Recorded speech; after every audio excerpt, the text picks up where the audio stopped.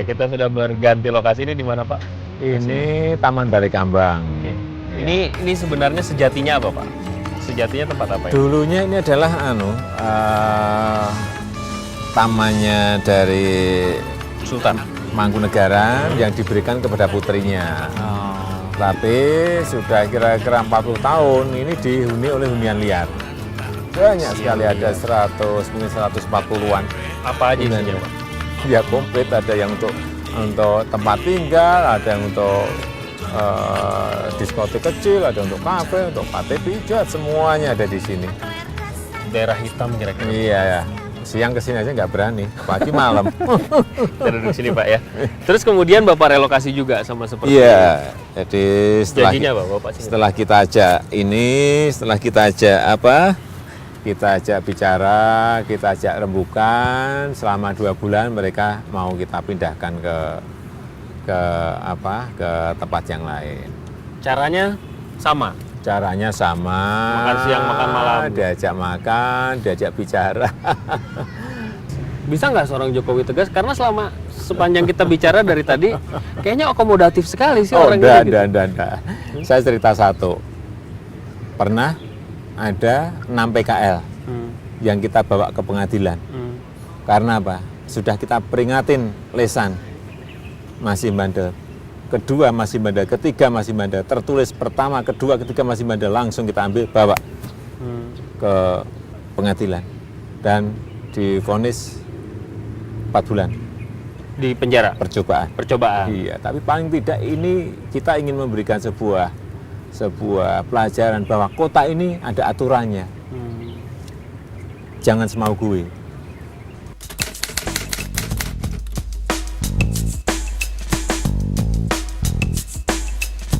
Itu kan biayanya besar. Bapak bilang dari APBD semua. Iya. Trennya sekarang begini, Pak. APBD dekat sama rakyat, terus tiba-tiba di belakang hari korupsi.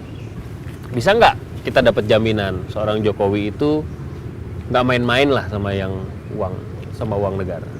Kalau saya, jangan membuat sebuah proyek, jangan sampai kita menganggarkan itu yang kecil-kecil tetapi banyak. Itu sulit pengawasannya, sulit pengendaliannya. Sehingga saya lebih baik proyek di kota ini nggak banyak, gede, tetapi tepat sasaran, bisa dilihat, bisa dikontrol, bisa diawasi, sehingga yang namanya tadi masalah-masalah korupsi itu bisa dikurangi, bisa dihilangkan. Itu aja. Ada berita yang mensinyalir bahwa ini ada nggak beres nih dari keuangan APBD-nya Jokowi.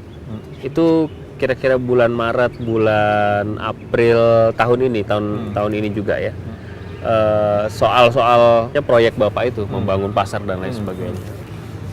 Itu gimana kondisinya sekarang? Ya kalau memang nggak benar dicek aja. Kesalahannya di mana, nggak benernya di mana. Kalau memang itu secara hukum memang nggak benar ya sudah. Kalau memang nggak benar ya katakan nggak benar, jangan di ini dong. Jangan dipolitisir. Jangan dipolitisasi, jangan di ada kan itu yang tugasnya memeriksa, ada yang tugasnya di wilayah hukum, ada sudah. Kalau dari sisi ekonomis, Pak, dari sisi ekonomis menguntungkan pengusaha menjadi pengusaha atau menjadi sekarang yang Bapak laksanakan?